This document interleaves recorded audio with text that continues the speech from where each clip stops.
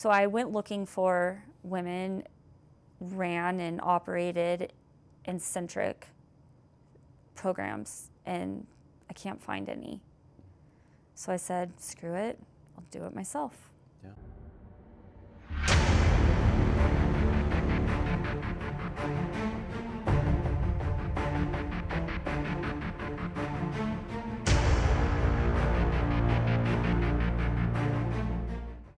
Hello, welcome to this episode of Veterans Navigation Network, where we highlight incredible stories and impactful work of veterans and those who serve them in our community. Through this work, we've gotten to work with a ton of veterans, but also the people who serve them, and one of those is Dallas Knight. So I want to welcome Dallas to the show, and thanks for being here. Thank you for having me. Yeah. So Dallas is not just a fellow veteran, but she's a combat veteran of Iraqi freedom. She's worked in the intelligence world. She's a corporate executive. And most recently, and I think most powerfully, at least in my opinion, a huge advocate for fellow women veterans. And so I'm just glad to have you on the show. I'm proud to have you on the show. And can you just tell us about your journey?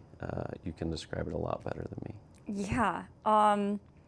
Well, it's a loaded question, but kind of the short answer is, I joined the Army at 17, just 2 months prior to 9/11. I had goals of being in the DEA, and I knew that I needed a bachelor's degree, and real-world experience. Little did I know what real-world experience I was actually going to get. So with 9/11, I obviously went off and eventually deployed to Iraq, came home, still pursued that career in the DEA, and had a 10-year career there before being recruited out into corporate America. Yeah. That's a incredible journey. I think just the amount of things a lot of veterans do in such a short period of time, because we know how short life can be, is pretty incredible, but that's a lot to pack into not too long of a life. Yeah. So, through that journey, you got out of the military, and at some point you decided you're going to write a book. Can you tell us about your book and about that part of your story? Yeah, oddly, I don't think I ever really decided to write the book. I kept a journal during my deployment in 2003, and over 20 years I never opened it and read it from beginning to end. Every once in a while I'd look at the date and open it and say, oh, I wonder what happened 6 years ago on this day and time, or eventually 11 years ago, 16 years ago.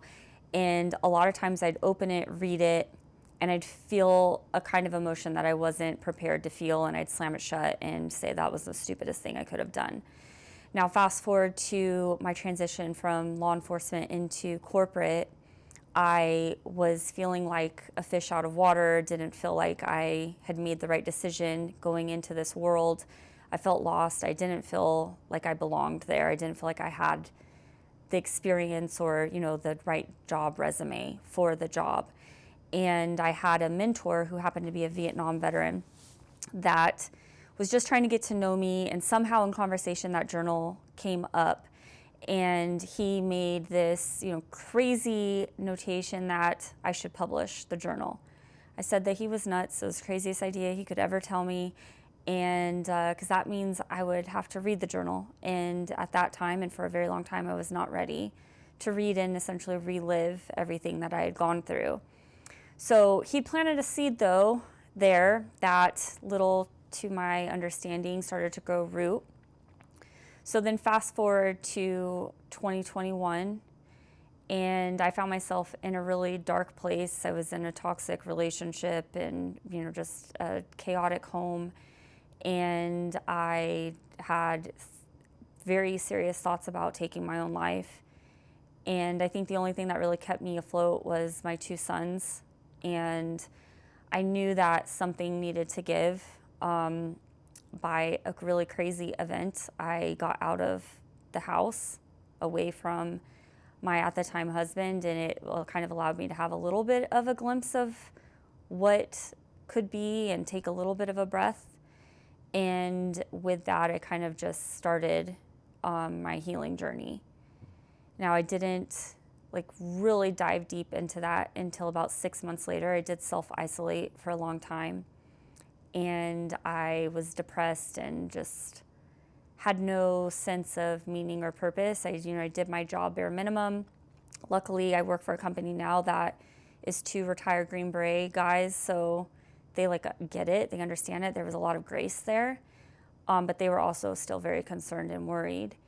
And I knew that I needed community, and I wanted it to be around women, just given my bad record with men over the years. I needed that supportive sisterhood.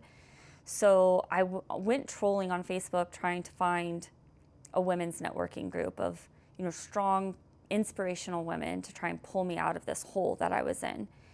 And I found one, showed up at this group, didn't know a soul except for the one lady that had kind of organized it, and I chatted with her momentarily, and ended up pouring my heart and soul and bawling my eyes out in front of all these women right then and there. But that was like the start of kind of like, I almost related to like a rebirth of who I am today. They were all very welcoming, supportive, and I know that's not the norm and that doesn't happen all the time, but I was very fortunate in that circle. Most of those women are some of my best friends, and I met my therapist that night.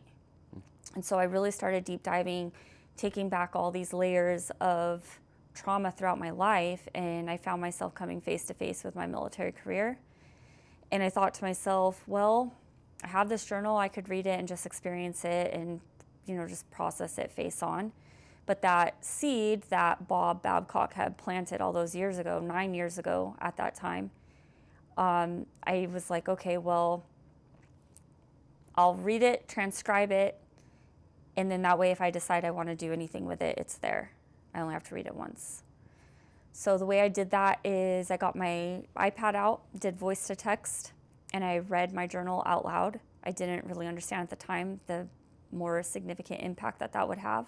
When you say things out loud, it has a lot more impact, right? So my reliving that year of my life was very intense. I quit once for 2 weeks, but it took me 6 months to get through 89 journal entries. And I wrapped that part up in spring of 2023. And then I decided, okay, well, what more value can I add to this? And so I started looking back at what I endured and what I saw, and kind of self-analysis, right, of this, what started to become an emotionally unavailable 19-year-old girl. And I'd go from talking about almost having my head blown off to, I wonder what's for chow tonight. Okay. And it's just like, this disconnect, which I know you understand. Yeah. That was probably one of my favorite parts of reading your book, was just you looking back at it and seeing that, and you put it in the footnotes, and just having that perspective. As I read your book, I wished I had kept a journal in the service and just could look back at some of the silly things I did, some of the, maybe cooler things, and just, it really made me reflect on my own service. So I've heard that from a couple people, but also it triggered, not in a bad way, but just, brought back some memories of like maybe your own, and then kind of afforded you that opportunity to reflect. Yeah, for sure. It did. Along training, along deployments, it did bring back a lot of memories. So I think I read it. It's a very easy read. In like 2 days, I think I finished it. But the book is titled Shattered Reflections. Where did that title come from? So, honest truth, I wrote the back description of the book before I had a title. I was just calling it the journal. And I told my publisher, which by the way, Bob Babcock, we came full circle back around, and he ended up publishing the book for me. So that seed that planted. But he said, Dallas, we're not naming it the journal. Like it needs something more. So keep thinking on it. I said, okay. So I wrote the back, and I, no joke, took that, plugged it into ChatGPT and said, give me 10 titles for my book that fit this description, and Shattered Reflections was one of them. So good old ChatGPT and technology helped me pick the title. But I just felt it was very fitting, because I was reflecting back, and what I saw was brokenness. And even though it was shattered and broken and, just all these kind of jagged pieces, when you put them back together, it's still this mirror image of my life, right? And I think that's all of us. We all have these puzzle pieces or broken glass pieces of experiences, whether they're good, bad, or indifferent. But at the end of the day, they still make that entire image of what is you. Right. Yeah, I think, it really just spoke to me in that sense of, there's not that, we started VNN to create this kind of sense of camaraderie, this network, not only with the service providers, but with the vets that we work with themselves. But we are always missing, we actually have more female veteran mentors than we do male. And with that, we always thought about, let's kind of start this women's group, but, two male leading VNN, it just didn't feel right for us to lead it. And so we've always been looking for kind of that way to dive into that issue, because we recognize the issue even in our ignorance, I think. And then you came along and you I think saw the issue firsthand from your own story. Yeah. And started Not So Average Jane. Yeah. So can you talk a little bit about that transition from Shattered Reflections to Not So Average Jane and what it's morphed into today? Yeah, I don't think I realized the issue. I knew the issue lied within myself, but I didn't realize it was a wider, more national issue until I launched the Not So Average Jane podcast. So with the book, I felt this sense of relief, this like ton of bricks being taken off my shoulder. I felt heard, I felt understood, I felt validated. A lot of times we go through deployments or experiences and brush it under the rug and be like, oh, it wasn't that big of a deal. But at the end of the day, it really was a big deal. Like just the fact that I was a woman and I was in combat and I was shot at and I returned fire in itself was never even supposed to happen in '03. And a lot of things have changed in verbiage and regulations and whatnot since then, but then it wasn't supposed to be that way. And it did happen. And there's a lot that goes with that from a woman's perspective. And kind of what you said about having more women mentors, that doesn't surprise me, because as a woman, we're naturally more inclined to be nurturers and helpers and givers and of that. So with that said, the military kind of takes that away from us, or at least tries to train it out of us. And I had an experience where, women or children would come to the prison and either ask for food or help, but we never knew if it was genuine ask for help or if it was a threat. And so that really jacks with your train of thought and your mentality, whereas everything down in my DNA says help, but everything in my training says get your trigger finger ready, right? So it's a mind game. But it wasn't until I started hearing other women's stories on the podcast, which showcases other female combat veterans, just a safe space to allow them to say and share whatever they want. There's no script, there's no agenda. It's very organic. I don't really do any background or research on the women. I just want it to be an organic conversation. And whatever they feel like sharing, they do. And we were about 4 episodes in, and I realized that I was hearing a lot of the same things over and over again. And that they were things of like women feeling invalid and unworthy and things that I had felt too. And so I started to not feel alone, but also felt this sense of like, okay, but why? Why are all of us feeling like this? So one of the women said, well, I have this spreadsheet full of all these recreational and retreat things that are free to veterans that are supposed to help with PTSD and TBIs and all of these things. I'll send it to you, take a look, and you can explore it, go to a few. I've gone to a few, so on.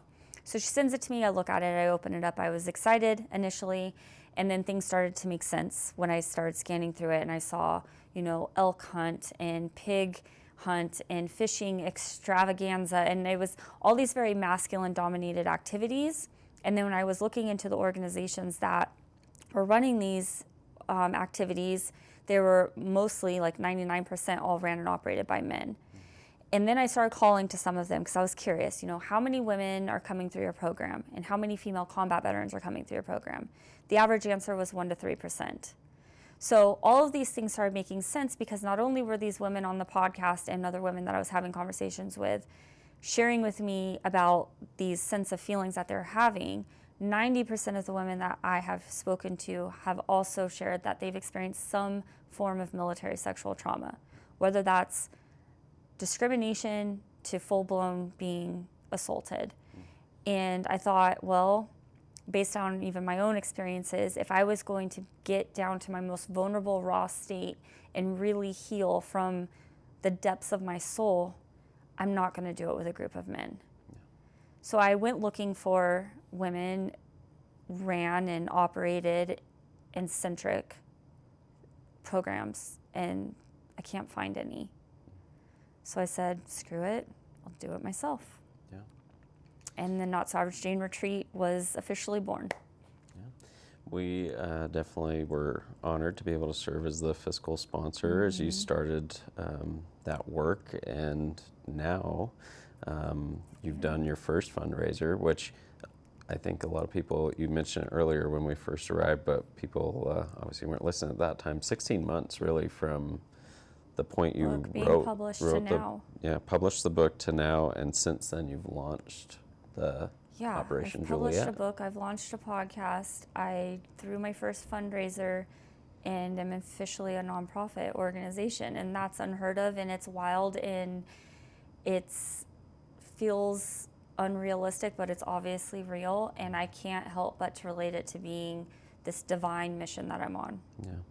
Well, tell our viewers about Operation Juliet. Where's that name come from, and then also what are your pillars?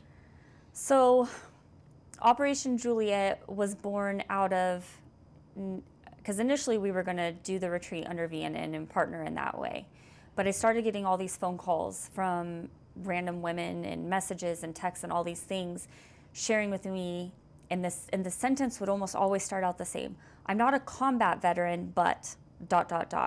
I've been raped, or I've depressed, or I have PTSD, or I need help, I need community.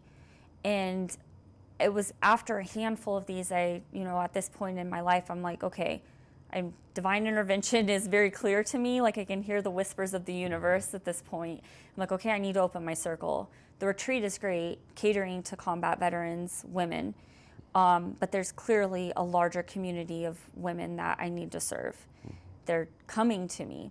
So with that, I thought, okay, well, we could do some monthly gatherings, get together, community, explore other modalities and whatnot. And so that's really where I decided that I needed to be my own entity, not only so that a woman organization, also a combat veteran woman organization, could represent these very women, but also when it comes to funding, we have a very unique need and challenge. And I think there's a lot of people and organizations and corporations that will help us because of that very specific mission. When it comes to the name of Operation Juliet, I work backwards in these ways. I understand what the mission is and who I want to serve.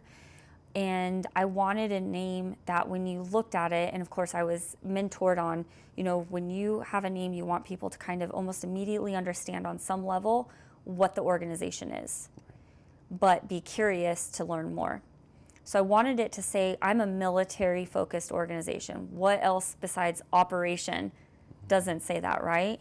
And then Juliet, as you know, is the phonetic word for J, but it's also a feminine name. Yeah.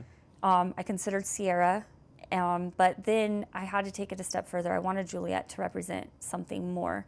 So I said, okay, could the letters in Juliet represent the very mission and pillars of what we stand for? And they absolutely do. It just kind of came together. So it's journey, unity, leadership, inspiration, integrity, empowerment, and thrive. That's awesome. I think, that's a good description. I just think having that military mindset around it, but also having each thing actually mean some. You got to throw in an acronym because it's the military. Yeah. I mean, you have to. Yeah. But it really is so much more. It's that community that you described, and I know that's not one of the letters, but unity is. yeah, unity, and people are going to want to know more. So if they want to know more, where should they go? OperationJuliet.org. OperationJuliet.org. Yeah, you can learn about the mission. You can learn about the retreat, what we're doing. All of our events are there. We're having monthly gatherings now.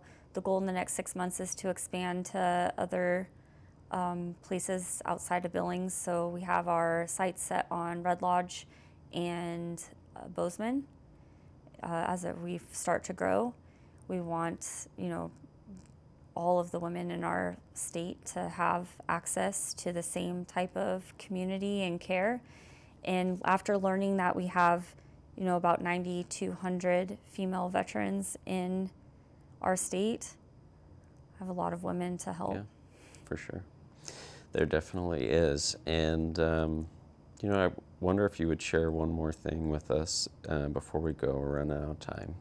But just, you've done a lot. I mean, from your service in the military, your work in the corporate world, launching Operation Juliet. Would you share just with our audience what the thing is that you're most proud of through all of that? I would have to say my resilience. I've hit, we've hit all the highs, I think, in the last 20 minutes. And it's easy for someone to sit here on a couch and rattle off all their highs. Yeah. And I can feel the tears flooding my eyes as I start to go down this. But there's been a lot of lows. Yeah.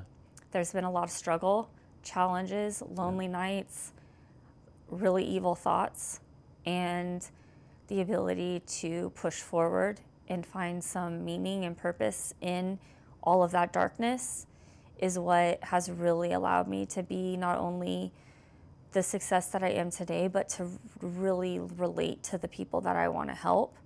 Yeah. And so I think we all need to just remember, even the darkest and most scariest of times that we feel deep down inside of us that we don't even share with anyone, there's a purpose in it. Yeah. There really is. And if you just harnessed it and you use it as a strength and as a power, instead of looking at it as a weakness, can really turn it around and make something great of it. Yeah. That is an incredibly powerful message to leave on. I love that. So if anybody watching is interested in connecting with Dallas, I mean, you heard it, operationjuliet.org. If you're maybe not a female veteran or want to connect in other ways, Veterans Navigation Network can help you find the right place for you to go for whatever you need, whether that's connection with other veterans, whether that is help with finding your benefits, healthcare, advocacy, really whatever you need will point you in the right direction. And you can find us at veteransnavigation.org, or you can give us a call at 406-435-9308, and we'll get you connected to the benefits that you earned through your service. So thank you all for watching. Thank you, Dallas, for being here. And we'll call it a wrap. Yeah, my pleasure. Thank you. Thanks.